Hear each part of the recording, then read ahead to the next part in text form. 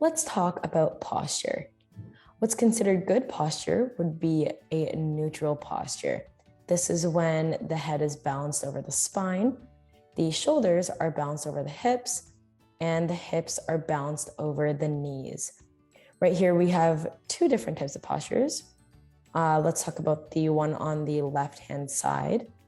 The main problem with this posture is that the head is not balanced over the spine.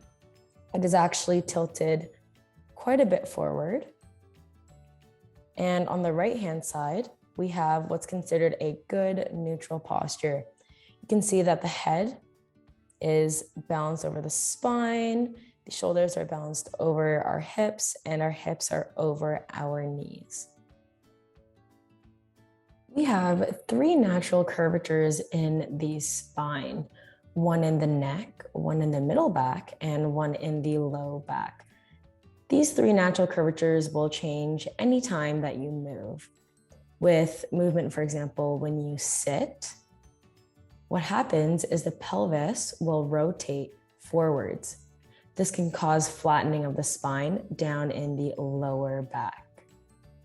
Sitting for prolonged periods of time can actually be a major cause of back pain. It can also add large amounts of pressure to the back muscles and even spinal discs. So on the right-hand side, we have examples of disc problems.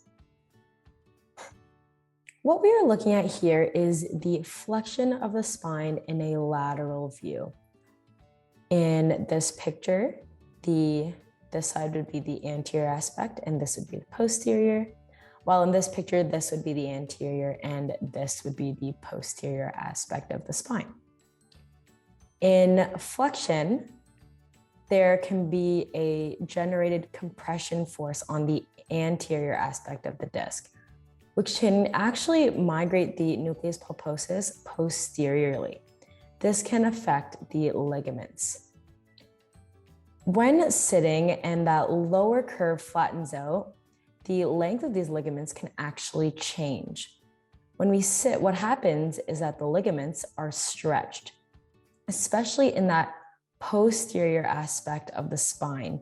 You can see that in both this image and here. You can see that this is more stretched out while the anterior aspect is more compressed.